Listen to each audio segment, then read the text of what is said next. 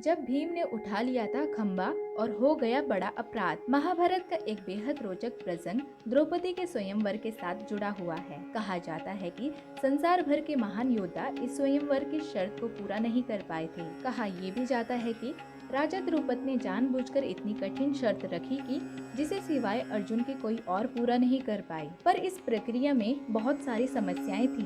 पहली बात तो ये कि दुनिया की नजर में पांडव लाक्षागृह में जलकर मर चुके थे और इसलिए पांडव द्रौपदी के स्वयंवर में ब्राह्मण रूप में पहुंचे थे। दूसरी बात ये कि अर्जुन ने जब स्वयंवर में जीत हासिल कर भी ली थी, तब भी उन्हें विरोधी राजाओं के गुस्से का सामना करना पड़ा। इस पूरे घटनाक्रम के बीच हुआ एक ऐसा हादसा जिसमें भीम पर लग गया एक निर्दोष की हत्या के पाप का कलंक। क्या है ये पूरा मामला? जानने के लिए वीडियो को अंत तक देखना न भूलें और अगर आप हमारे इस चैनल पर नए हैं तो चैनल को सब्सक्राइब जरूर करें, साथ ही बेल आइकन को भी जरूर दबाएं ताकि आपको हमारे चैनल से आने वाली वीडियो से जुड़े नोटिफिकेशन समय समय पर मिलते रहें। बात तब की है जब दुर्योधन ने कर्ण को अंगदेश का राजा घोषित कर दिया था। दुर्योधन ने कर्ण को अपने साथ द्रौपदी के स्वयंवर में जाने की पेशकश की। कर्ण ने सोचा कि ये अच्छा अवसर है अपने परिवार को पांचाल देश में भ्रमण कराने का। यही सोचकर वो अपने परिवार के साथ पांचाल को चला गया। जब कर्ण की पत्नी ने सुना कि वो स्वयंवर में हिस्सा लेने वाले हैं, तो उन्होंने उसे मना कर दिया। पर कर्ण ने कहा कि वो पहली बार राजा होने के गर्व का एहसास करना चाहते हैं।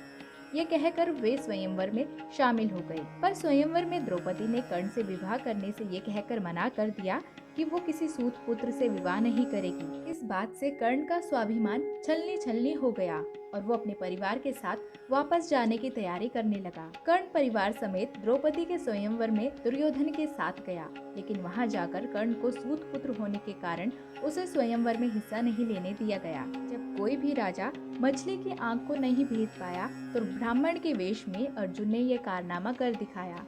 पर इससे हारे हुए राजा उत्तेजित हो गए और उपद्रव करने लगे। भीम ने जब देखा कि सभी हारे हुए राजा युद्ध करने को तैयार हैं, तो वो उस पल के लिए भूल गए कि वो यहाँ पर गुप्त रूप से आए थे और अपनी पहचान उजागर नहीं करना चाहते थे। भीम ने अपना रौद्र रूप दिखाया और सभा का एक खंबा अपने हाथों से उखाड़ दिया। एक ब्राह्मण का ये पराक्रम देखकर सभी राजाओं के होश उड़ गए।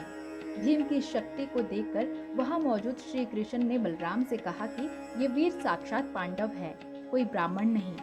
इधर तब तक भीम ने खंबा उखाड़कर उनकी तरफ फेंका। इस पूरी लड़ाई में पूरी सभा में भगदड़ मच गई और हर जगह से हथियार चलने लगे। खंबा गिरने से कई राजा उसके नीचे दब गए। इसी समय कर्ण का बेटा सुदामा इस लड़ाई में फंस गया। इस लड़ाई में फंसकर कर्ण का 9 साल का बेटा सुदामा मारा गया।